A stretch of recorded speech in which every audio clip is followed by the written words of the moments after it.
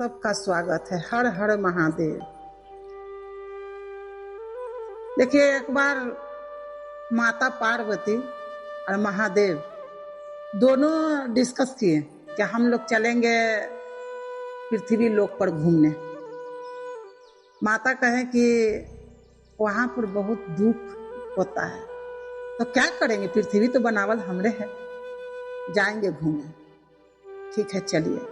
दोनों व्यक्ति यहाँ पर घूमने आए। घूमते घूमते घूमते घूमते बहुत उनको प्यास लगा, तो गांव में गए। एक जगह गांव में एक घर में जाके बोले कि बस थोड़ा पानी पिया दो ना।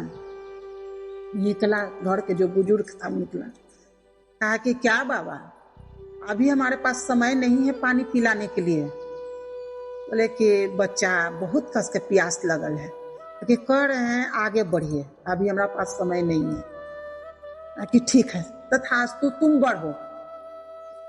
आए आगे चल गए। फिर एक घर में गए, कहे कि अलख निरंजन। तो निकला, क्या है बाबा, कि बड़ी कस के भूख लगल है, कुछ खिला दो ना।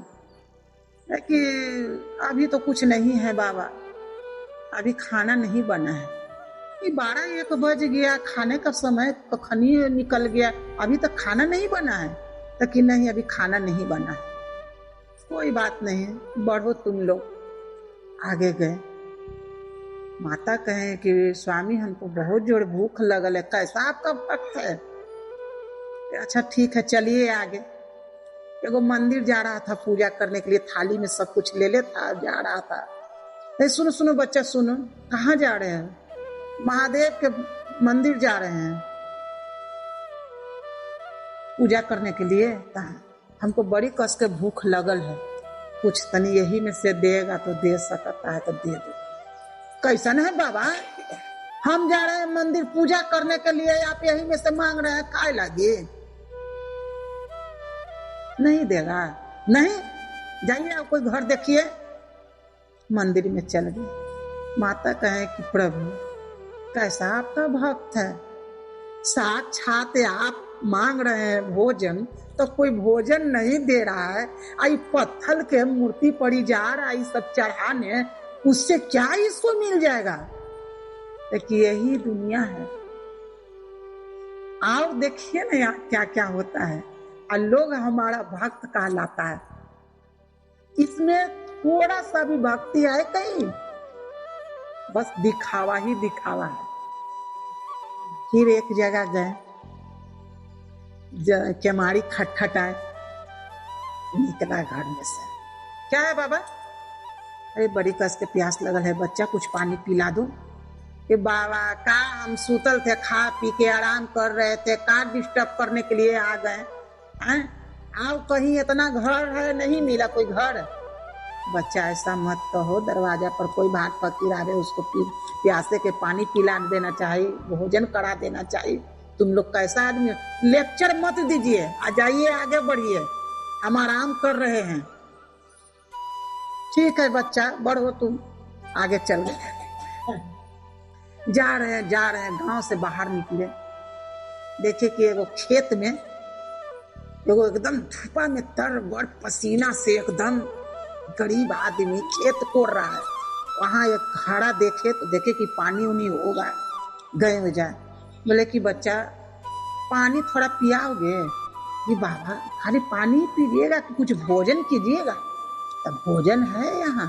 तो यहाँ तो नहीं है, चलिए मेरा बगल में ही घर है, भोजन कराएंगे बाबा, चलिए चलो, भूख भी कस के लगल है। ठीक गए। बेचारा झोपड़ी के घर, फट्टल बोरा बिछाया, बढ़िया से बैठाया। अपना पत्नी के कहा कि भोजन लाओ 2 थाली में, बाबा हैं। अरे ठीक है। नीमक रोटी अचार सब 2 थाली में दिया, दोनों खाएं खूब प्रेम से। कुइया में से पानी खींच के लाया, एकदम ठंडा ठंडा पानी। पहले गोड़ हाथ सबको धुलाया, उसके बाद खिलाया, पानी पिए।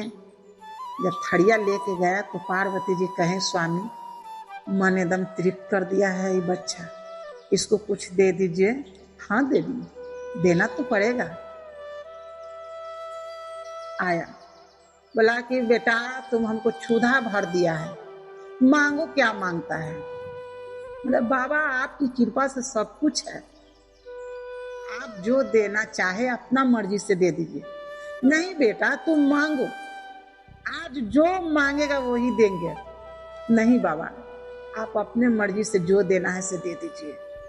ठीक है हम अपने मर्जी से आज देते हैं तुम्हें। पहले भगवान परीक्षा लेते हैं, अच्छे काम करोगे ना तो पहले परीक्षा लेंगे, उसके बाद जीवन सुखमय करेंगे। और जो वो सुख देते हैं दुनिया के कोई ताकत नहीं देता है। कहे कि जाओ तुम्हारा आज से सब दुख दूर हो जाए। बोला कि आप जब कह दिए हैं बाबा तो दुख दूर तो होगा ही। कह के चल गए। उसके बाद उसका घर से बेटा वो कमाने वाला था, वो बेटा भाग गया बाहर। 2 बैल था, बैल भी मर गया। पति को लकवा मार दिया। गाँव में पूरा हल्ला हो गया कि एक आया था साधु महात्मा, बेचारा अपना पेट काट के खिलाया और वो आशीर्वाद देने के जगह में शराब दे के चल गया। अब कोई आएगा साधु फकीर तो दुआरी पर बैठने मत दीजिएगा, सब अपना में बात करे। आई अपना रोज पति के कोसे, उसका पत्नी कैसा आदमी के बोला के लिए आए थे, कितना गरीबे थे लेकिन सब कितना नीम के रोटी खाते थे लेकिन बढ़िया से थे ना। अरे यारे चिंता मत करो, ये सब ईश्वर की दया से होता है, जो होता है से ये हमारे किस्मत में लिखल था। तो वो आए चाहे नहीं आए वो तो होबे करता, लेकिन पहले से काहे नहीं होता था। वो बुढ़ऊ के अले पर काहे हुआ, ताकि वो बुढ़ऊ के आना एक बहाना है। पति रोज समझाए। उसके बाद खेत में कुछ ठीक हुआ, जैसे तैसे घर के जो सर सामान था वो बेच के उसको इलाज कराया। 6 महीना तक ऐसे ही रहा, 6 महीना तक ले। जब 6 महीना हो गया, घर के अर्तन बर्तन गहना गेटी कुछ था बेच बाच के अपना पति के इलाज किया। ठीक हुआ तो फिर गया खेत में काम करने के लिए। खेत फोड़ रहा था तो खेत में उसको एतबर वो पित्तल के घड़ा मिला, उसको में पूरा सोना चांदी के रुपया फड़ल।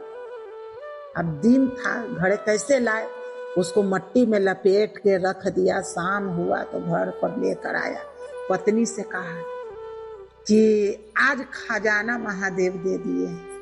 खजाना देगा का, वो अपने भिखारी है, वो दूसरों को खजाना देगा कि दूसरों को संसार लूटता है। ऐसे नहीं बोलो।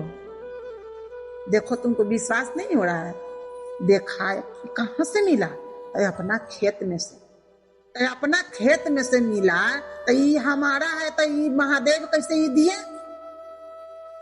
कि उन्हीं के कृपा से मिला है।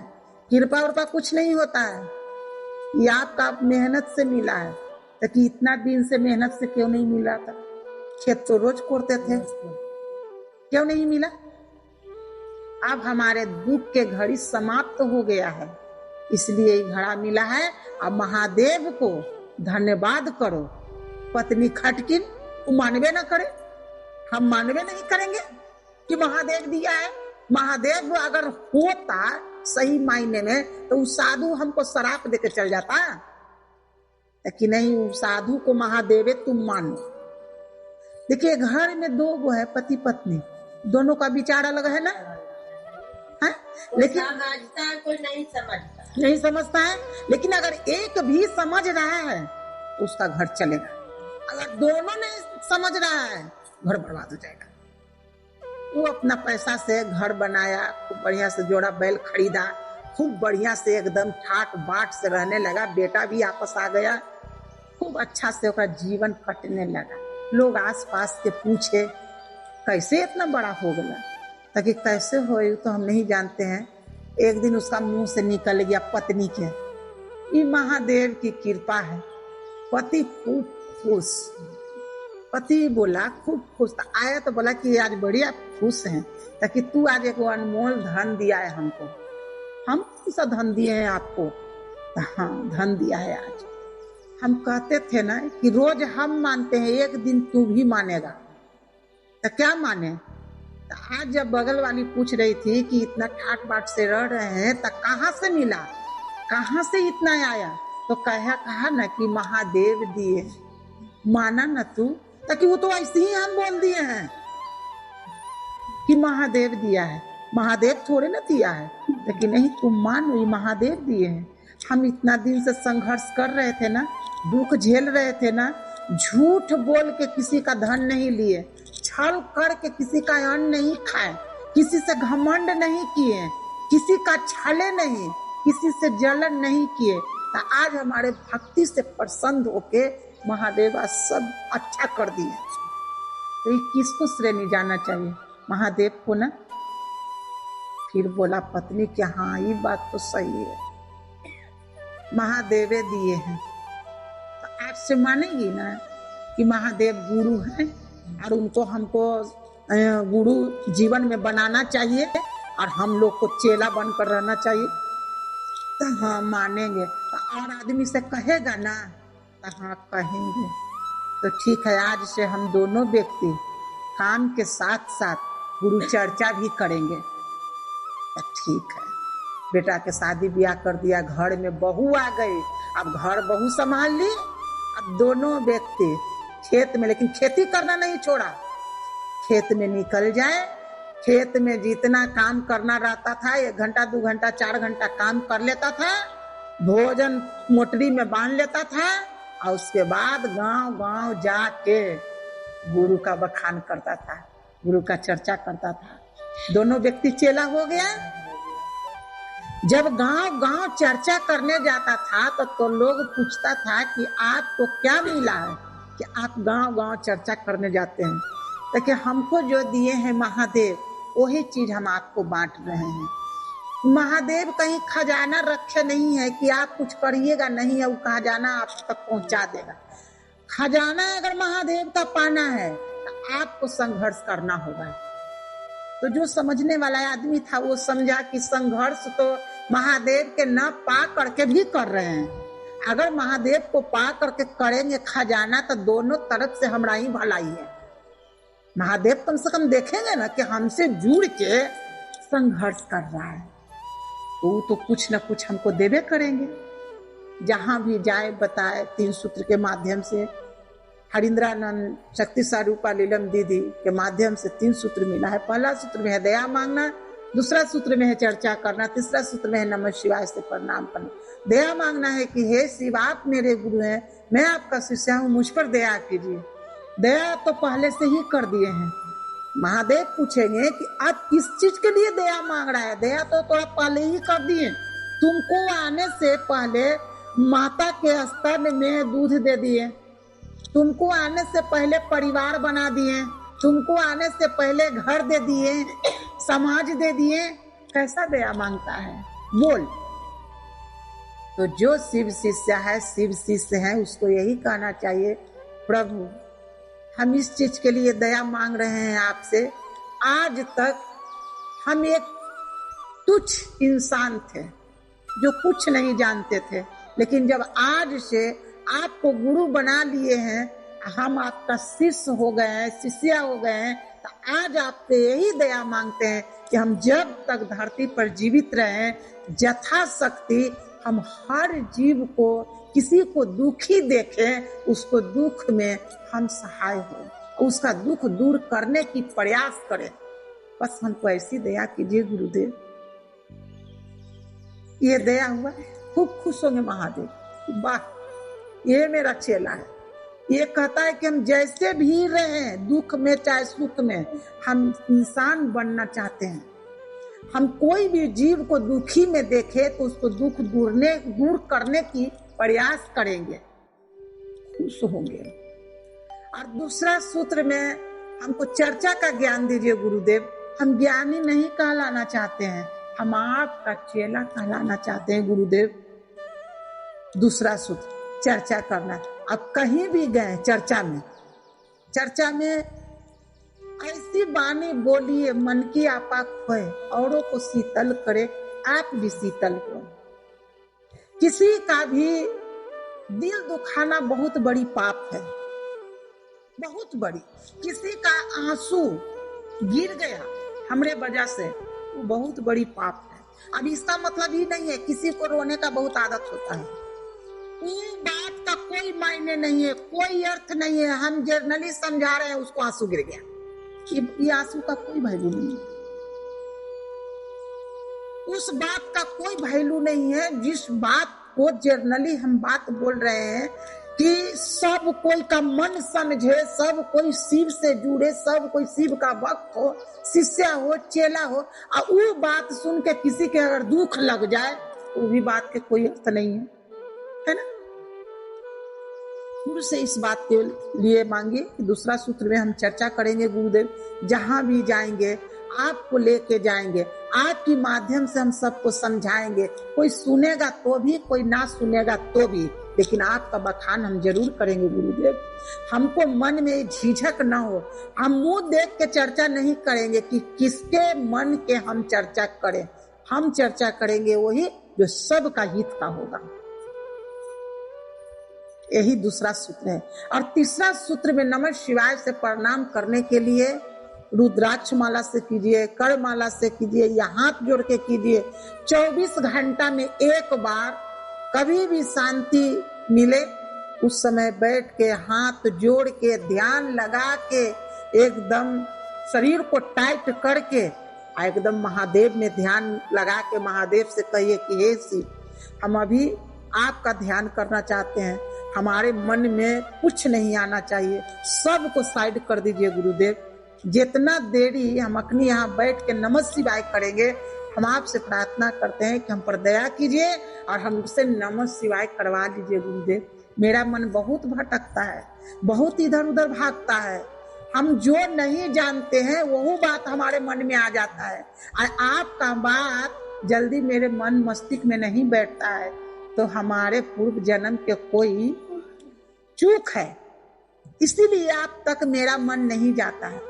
आप हम पर दया कीजिए, आई तीनों सूत्र करवाइए। ये हुआ 3 सूत्र। 3 सूत्र के माध्यम से कथा कह के, चर्चा करके, कहानी कह के लोग जैसे समझे वैसे समझाइए कि शिव क्या है, शिव क्या चाहते हैं। अभी हम कथा में बोले ना कि हम लोग सुंदर वस्त्र पहन लेते हैं और फूल हाथ में ले लेते हैं, फल ले लेते हैं, थारी ले लेते हैं, और उसके बाद मंदिर जाते हैं। मंदिर जाते हैं, पूजा करते हैं। मंदिर जा करके भी अगर मन शांत नहीं है तो पूजा का कोई अर्थ नहीं है। अगर हम घर में ही रह के हम महादेव को ध्यान कर रहे हैं, किसी दुखी को हम सहारा करने की कोशिश कर रहे हैं, किसी रोते हुए के आंख के आंसू पोंछ रहे हैं, अपना रोटी में से उसको हम दे रहे हैं, तो इससे बढ़ के तो कोई पूजा नहीं हो सकता है। ये कितना साधारण पूजा है, लेकिन कितना बड़ा है ना। मने को तो मनाना है, शिव तो मने में है ना, कहीं हम बाहर है नहीं, लेकिन हम लोग क्या करते हैं, बाहर उनको खोजते हैं, मंदिर में खोजते हैं, तीर्थ में खोजते हैं। जिस दिन हम हर जीव में खोजे लगेंगे, जो जीव कलट रहा है, दुख से पीड़ित है, हमारे महादेव है, हमको इनको सेवा करना चाहिए। महादेव खुश होंगे, हमको ऐसी पूजा चाहिए। पूजा के अर्थ लोग जिस दिन समझ जाएगा, पूजा सार्थक हो जाएगा, भक्ति सार्थक हो जाएगा। लेकिन भक्ति और पूजा समझ ही नहीं पाता है, बस खाली दिखावा एक दूसरे के, वो कर रहा है तो हम क्यों नहीं करेंगे। कुछ अच्छा भी तो सीख ले, फलाना अच्छा कर रहा है तो हम क्यों नहीं कर सकते हैं, हम भी कर सकते हैं। एक बूढ़ी माई थी, उसको बड़ा मन हुआ कि आज ढेर धन तो नहीं है, गरीब थी, आज किसी एक साधु के भोजन कराएंगे। एक साधु के बेचारी बढ़िया से एक दिन गया साधु के पास, कहा महाराज हमको ज्यादा औकात नहीं है, लेकिन एक ही वो साधु के भोजन करावे के बड़ी मन है। ठीक है माई, हम आएंगे। खूब बढ़िया से दाल भात सब्जी पापड़ दनौरी बुरी छान के रखी, बाबा आए, खूब बढ़िया से एकदम चौका चंदन दे के बाबा को बैठाया और भोजन परसा। अब भोजन परस के पापड़ पीछे रह गया, वो बैठ के पंखा जलने लगी। खाइए बाबा। अब साधु बेचारा सारा चीज परसल है, लेकिन उस पर उसका ध्यान है पापड़ पर, वो खा ही नहीं रहा है। क्या हुआ बाबा? अब साधु सोच रहा है कि हम साधु है, माई से मांगे कैसे, ये अपना मन से दे ही नहीं रही है, यादें नहीं है तो देगा कैसे।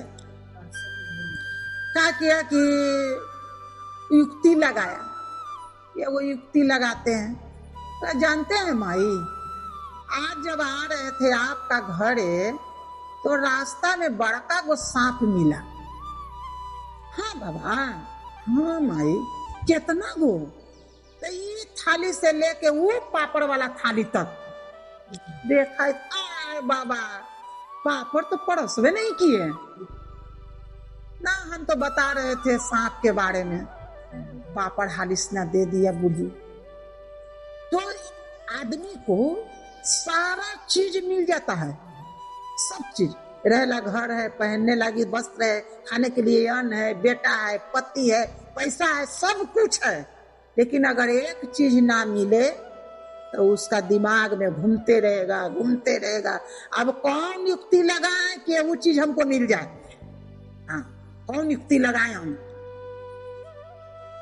अगर ये चीज मिट जाए कि युक्ति लगाने से हमको चीज तो मिल जाएगा, लेकिन हम जितना चीज आंगू में लिए हुए हैं उसका एंजॉय तो छूट गया। एक पापड़ के चलते छूट गया ना। हम वो जितना व्यंजन परसा हुआ था उसका भी स्वाद ले सकते थे।